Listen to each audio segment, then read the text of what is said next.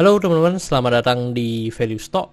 Hari ini saya akan membahas analisa fundamental saham TBLA kuartal pertama tahun 2021. Oke, ini disclaimer-nya, yang pertama ini merupakan sharing analisa fundamental, bukan ajakan beli jual ataupun hold suatu saham, dan keputusan investasi ada di tangan teman-teman selaku investor.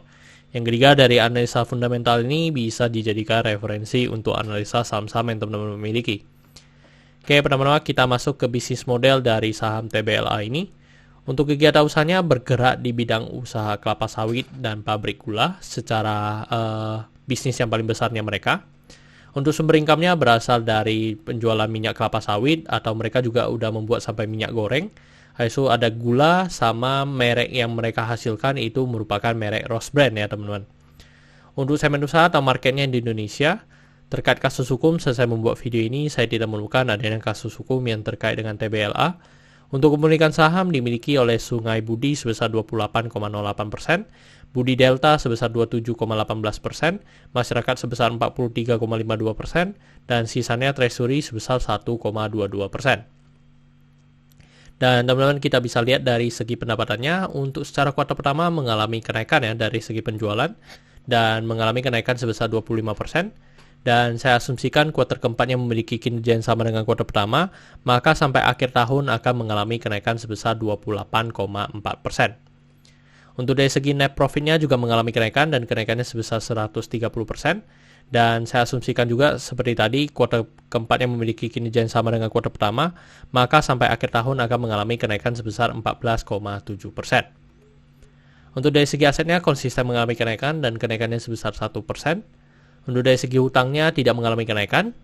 Untuk dari segi modalnya juga mengalami kenaikan, dan kenaikannya sebesar 3,4%. Dan teman-teman, ini merupakan summary dalam keuangannya dari 2014 sampai 2021. Dan di sini saya akan banyak membahas tentang rasio keuangannya. Yang pertama adalah NPM atau Net Profit Margin. Untuk Net Profit Margin kuartal pertama ini atau 2021 ini sebesar 5,5%, dan mengalami penurunan ya dibandingkan dengan tahun sebelumnya sekitar 6,22%. Tetapi kita harus tunggu lagi sampai laporan keuangannya yang final keluar nanti di tahun 2021 final. Tetapi kalau kita lihat dari tahun ke tahun mengalami penurunan ya, dari 2017 sampai dengan 2021 ini selalu mengalami penurunan dari segi net profit marginnya. Terus untuk dari segi EPS-nya di 147 dan membuat PER-nya di 5,35 kali. Untuk dari segi PER ini merupakan PER yang cukup rendah ya teman-teman dibandingkan dengan tahun-tahun sebelumnya. Untuk dari segi book value sekarang di 1132 dan membuat PBV-nya di 0,69 kali. Jadi untuk secara PBV juga di bawah 1 dan setiap tahun mengalami penurunan ya. Jadi memang dari segi book value-nya juga mengalami kenaikan, dari satu sisi juga dari segi harga juga mengalami penurunan.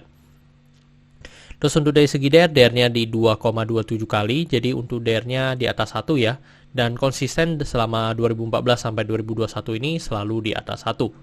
Untuk dari segi ROE di 12,96%, untuk dari segi ROA di 3,97%.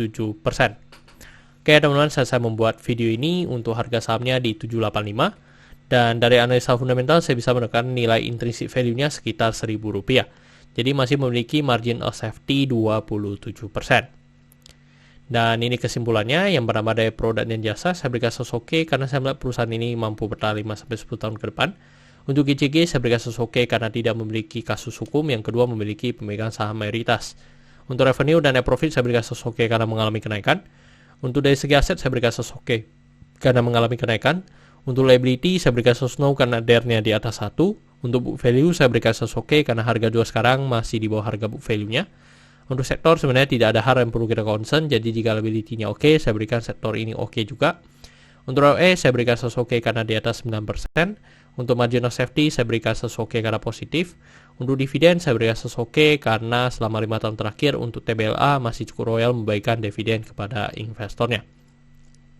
Oke teman-teman, jadi kesimpulannya adalah 9:11. Dan pertanyaannya adalah apakah saya akan membeli saham TBLA ini? Untuk sementara tidak ya teman-teman, karena secara komoditas dari kelapa sawit ini masih cukup tinggi. Jadi saya juga belum begitu tertarik untuk di sektor ini juga. Oke teman-teman, saya rasa cukup sekian untuk video kali ini. Jangan lupa untuk like dan subscribe. Jangan lupa juga untuk follow saya di Instagram saya di royken13. Dan teman-teman, saya ada membuat grup Telegram, jadi teman-teman bisa join grup Telegram saya di Value Stock. Untuk linknya teman-teman bisa dapatkan di deskripsi di bawah. Dan jika teman-teman ada kode saham yang ingin saya buatkan analisa seperti ini, silahkan tinggalkan di kolom komentar untuk kode sahamnya. Oke teman-teman, see you in the next video. Bye-bye.